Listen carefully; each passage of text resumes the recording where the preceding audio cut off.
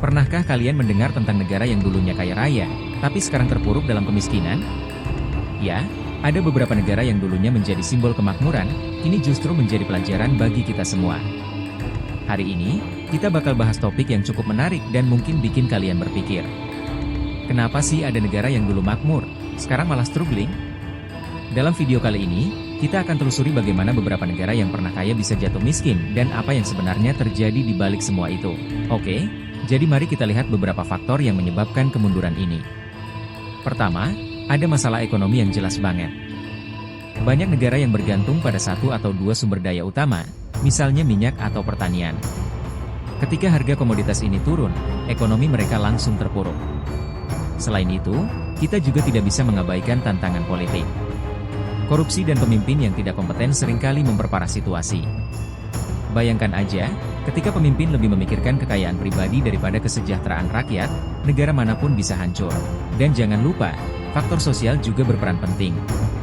Ketidakadilan ekonomi dan kesenjangan sosial membuat banyak orang merasa terpinggirkan, yang akhirnya menciptakan instabilitas.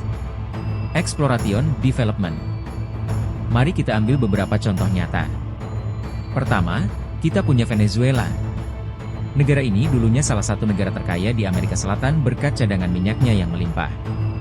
Tapi, karena keputusan ekonomi yang buruk dan korupsi yang merajalela, sekarang Venezuela menghadapi krisis yang sangat parah, dengan inflasi yang nyaris tidak masuk akal. Lalu ada Zimbabwe, yang pernah jadi lumbung pangan di Afrika. Namun, karena kebijakan pertanian yang gagal dan ketidakstabilan politik, negara ini beralih dari surplus menjadi kekurangan pangan.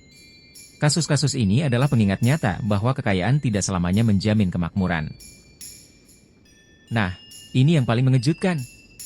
Salah satu penyebab utama dari kemunduran negara-negara ini adalah pengelolaan sumber daya yang buruk.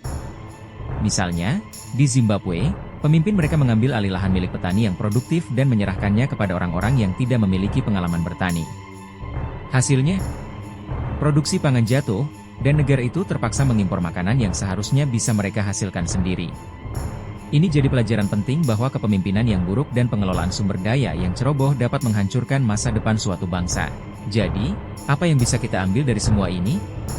Kunci dari kemakmuran suatu negara tidak hanya terletak pada sumber daya alamnya, tetapi juga pada bagaimana mereka dikelola.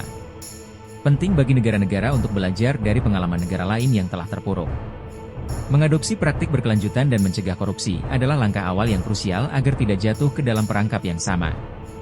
Nah, itu dia pembahasan kita tentang negara kaya yang jatuh miskin. Gimana menurut kalian? Apakah ada negara lain yang kalian pikir pantas untuk dibahas? Tulis pendapat kalian di kolom komentar ya, dan jangan lupa cek video lain kami yang membahas tren ekonomi menarik lainnya. Sampai jumpa di video berikutnya.